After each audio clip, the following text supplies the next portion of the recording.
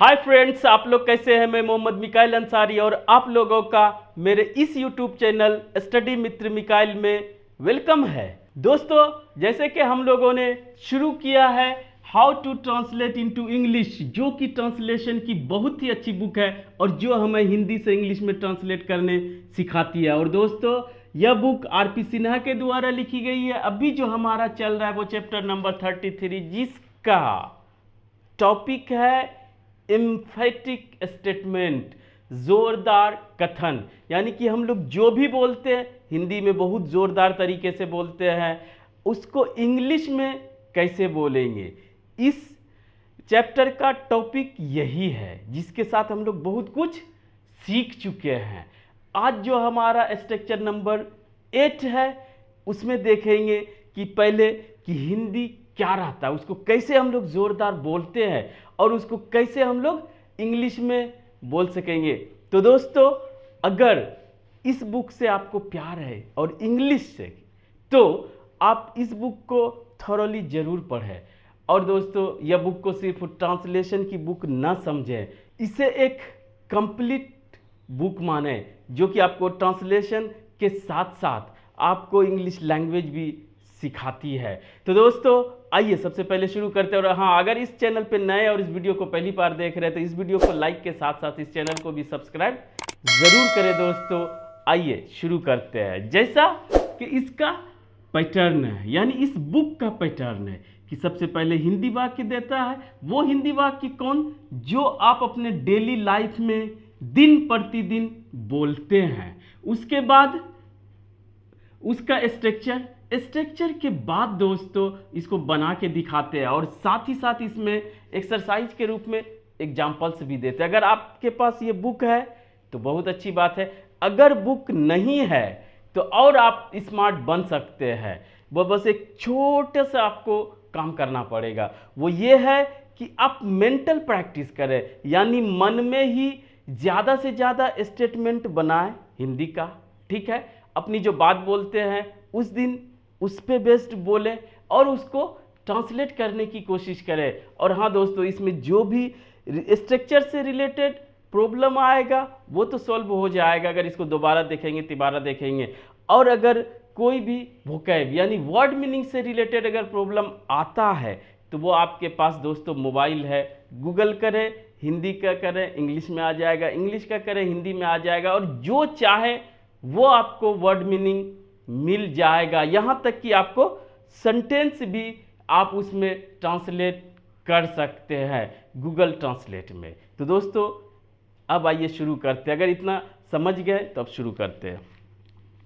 तो सबसे पहली बात दोस्तों कि मैं सब्जेक्ट रहेगा, बालू ही बालू देखता हूं। मैं देखता हूं, ये जनरल बात है, लेकिन देखता क्या हूं उसको स्ट्रेस देने के लिए हिंदी में 2 बार लिख दिया जाता है। बालू ही बालू, पैसा ही पैसा, कीचड़ ही कीचड़, फूल ही फूल। यानी 2 बार अगर लिख दिया जाता है तो समझिए कि वो एक स्ट्रेस या कहिए उसको जोरदार बनाने का एक हिंदी में तरीका है। क्लियर? तो वो है दूसरा, मैं पानी ही पानी पाता हूं। ये सब तो हमारा जनरल स्ट्रक्चर है। और जो देखे या जो पाए या जो है वो दोस्तों पानी ही पानी है, बालू ही बालू है। और जो बोले वो उस तरह का जब आए तो समझिए कि आप इसको जोरदार बना रहे हैं हिंदी में। और उसको इंग्लिश में कैसे बनाएंगे, यहाँ फूल ही फूल है, यहाँ पेड़ ही पेड़ है, और पास्ट में था और होगा फ्यूचर में। ये सब आप कर लेंगे अगर टेंस आप समझ रहे हैं तो। लेकिन स्ट्रेस हम लोग किस पे दे रहे हैं, जो कि हमारा समझिए ऑब्जेक्ट है, और उसको 2 बार ही के साथ लिख रहे हैं हिंदी में स्ट्रेस देने, तो उसको इंग्लिश में कैसे हम लोग बनाएंगे वो देखेंगे। तो सबसे पहले दोस्तों सब्जेक्ट। ठीक है, अगर ये सब की बात करें तो डायरेक्ट सब्जेक्ट है, ही सी कुछ भी रह सकता है। आप इतना में आप अब एक्सपर्ट हो गए हैं दोस्तों कि आप समझ सकते हैं। वर्ब के रूप में चाहे वो प्रेजेंट इंडेफिनिट टेंस हो, चाहे पास्ट हो, चाहे दोस्तों एक्शन हो, पोजीशन हो या स्टेट ऑफ बीइंग हो, आपको कर लेना है। उसके बाद जो इतना के लिए आप क्या लिखेंगे, ये हमारा सेंटेंस का स्ट्रक्चर बता देगा इतना का। अब इतना के लिए दोस्तों क्या करेंगे कि कुछ नहीं है, सिर्फ बालू है या सिर्फ पानी है या सिर्फ पैसा है या सिर्फ फ्लावर है या सिर्फ ट्रीज है या सिर्फ कीचड़ है या सिर्फ बुक्स है, तो वहां पर क्या करेंगे दोस्तों, नथिंग बट, यही उसको एम्फेसाइज करेगा। क्लियर? इतना अगर दिमाग में घुस गया, कोई भी टेंस हो, कोई भी सिचुएशन कंडीशन हो, उसके बाद इसके लिए हमको क्या करना है, जिसको एम्फेसाइज कर रहे हैं, कहने का सेंस ये है कि उसके अलावा कुछ नहीं दिख रहा है, कुछ नहीं है। ठीक है दोस्तों, तो इसके लिए क्या करेंगे, नथिंग बट। अब आएगा नाउन की बात करेंगे, तो नाउन हमारा आएगा, लेकिन यहां पर एक ट्विस्ट है, वो भी देख ले, कंफ्यूजन हो सकता है दोस्तों। अगर ये नाउन हमारा काउंटेबल है, ये हमारा काउंटेबल नाउन है। काउंटेबल नाउन आप जानते होंगे दोस्तों, जिसे हम लोग काउंट कर सकते, गिन सकते हैं। ठीक है, मोबाइल है, बुक है, फैन है। और अनकाउंटेबल नाउन, जिसे हम लोग नहीं गिन सकते हैं। इतना तो आपका कंसेप्ट क्लियर होना चाहिए। अनकाउंटेबल नाउन, ठीक है, वो भी यहां पे क्लियर हो जाएगा। तो जब भी काउंटेबल नाउन आएगा जिसे गिन सकते हैं, उसे हम लोग प्लूरल रखेंगे, और जिसे नहीं गिन सकते हैं उसे सिंगुलर रखेंगे। कोई कंफ्यूजन नहीं, अगर इसी बुक में भी दिया हुआ है। अब सभी कंसेप्ट अगर आपका क्लियर हो गया, कंफ्यूजन दूर हो गया, तो आप इसे आसानी से बना सकते हैं। फिर उसके बाद अदर वर्ड्स रह सकता है दोस्तों। तो अगर बनाने की बात करते हैं तो बना के देखें।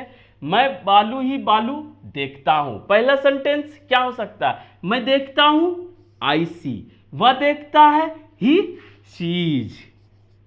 ठीक है दोस्तों, तो ये सब आप जानते हैं, इस पे चर्चा नहीं करते हैं।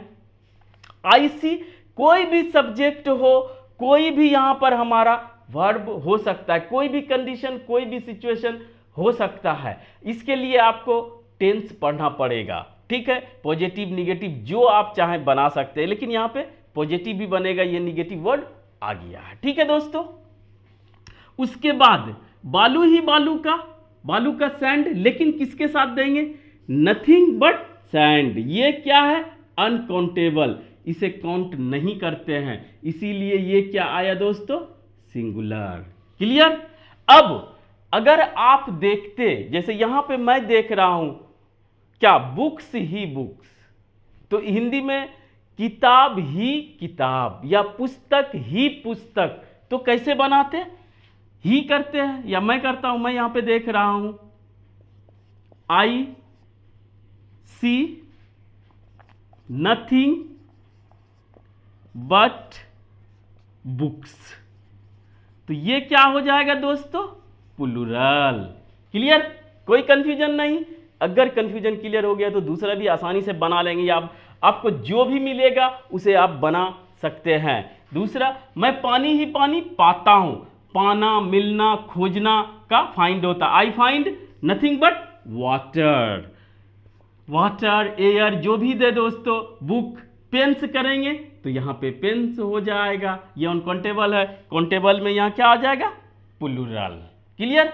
अब दूसरा जो स्टेटमेंट है, दूसरे तरीका का स्ट्रक्चर जानते हैं आपकी, देयर जो है, जहां पर कोई भी डायरेक्ट सब्जेक्ट नहीं रहता है, तो हम लोग देयर को एज अ सब्जेक्ट यूज कर लेते हैं। देयर भी पढ़ चुके हैं, देयर, ईट, ये सब पढ़ चुके हैं दोस्तों, यहां पर ज्यादा उस पर बात नहीं है। था, ये सब रहेगा, तो आपको डायरेक्ट देयर को सब्जेक्ट बनाना होगा। अगर देयर में कंफ्यूजन है तब तो देयर आपको पढ़ना पड़ेगा। देयर इज नथिंग, यहां फूल ही फूल है, there is nothing but flowers. Here last में अदर वर्ड्स डाल सकते हैं, कोई बात नहीं है। तो यहां पर क्या पहला आपको क्या कंफ्यूजन हो सकता है, देयर कैसे आया, यहां पर कोई सब्जेक्ट नहीं है और ये सिर्फ स्टेट ऑफ बीइंग बता रहे है, एग्जिस्टेंस बताना हो और कोई सब्जेक्ट ना दिख रहा हो डायरेक्ट, तो वहां पे देयर यूज करते हैं। ठीक है, आपको देयर पढ़ लेना होगा, हम भी पढ़ाएं। और दोस्तों यहां पर क्या है, हमारा ऑब्जेक्ट जो भी है ये अगर हमारा काउंटेबल है, काउंटेबल नाउन, तो ये क्या रहेगा, प्लूरल। कोई कंफ्यूजन नहीं, सिंगुलर रहता तो सैंड मान लिए डाल देते, मिल्क डाल देते, there is nothing but milk. यहां कीचड़ ही कीचड़ है, there is nothing but mud here. ठीक है, मड माने कीचड़ होता है दोस्तों। दूसरा, यहां पेड़ ही पेड़ है, there is nothing but trees here. तो इस तरह से दोस्तों आप एम्फेसाइज करके इंग्लिश में बता सकते हैं, जो कि हिंदी में आप बोलते हैं पेड़ ही पेड़, मोबाइल ही मोबाइल, आदमी ही आदमी, इसमें पीपल आएगा जो कि प्लूरल ही रहता है, ये भी आपको बता दिए। किताब ही किताब, तो इस तरह से जो भी आएगा बस आपको पहला ध्यान देना है कि सिचुएशन कंडीशन के अकॉर्डिंग आपको ये स्टेटमेंट बनाना है। ठीक है, चाहे वो देयर से बनाए चाहे टेंस पे बनाए। और इसके साथ साथ दोस्तों अगर अनकाउंटेबल नाउन आता है नथिंग बट के बाद, वो सिंगुलर, वो अंडरस्टूड है कि उसमें एस या ईएस या कुछ भी लगा के प्लूरल ना बनाए। और अगर प्लूरल जिसका काउंटेबल नाउन हो उसे आप एस या ईएस या और जो भी तरीका हो उससे आप प्लूरल बना लें। ठीक है दोस्तों, एक बात और कि क्या यहाँ पे आपको फ्लावर्स होता है दोस्तों, देयर आप पढ़ेंगे तो जो भी सब्जेक्ट होता है इन्वर्जन रूल लेता है कि उसमें ही हमारा वर्ब होता है। समझिएगा, थोड़ा सा अचानक ये याद आ गया, लेकिन दोस्तों यहाँ पे आर हो जाता, आपको कंफ्यूज कर सकते हैं, आप कंफ्यूज हो सकते हैं। लेकिन दोस्तों ये मेन हमारा सब्जेक्ट नहीं है, ये देयर इज नथिंग, इसी से काम चल जाता है। इसीलिए इधर चाहे सिंगुलर आए चाहे प्लूरल आए कोई फर्क नहीं पड़ता है, देयर के बाद हमेशा हमेशा इज ही रहेगा। यहां पर देयर इज भी लेता है, आर भी लेता है, लेकिन नथिंग रहने के वजह से सिर्फ ये इज लेगा। ठीक है दोस्तों, तो आज बस इतना ही। अगर यह वीडियो आपको अच्छा लगा हो और आप इससे कुछ सीखे हो तो प्लीज़ इसे लाइक करें, सब्सक्राइब करें और अपने दोस्तों के बीच शेयर जरूर करें दोस्तों। Thank you for watching, have a nice day.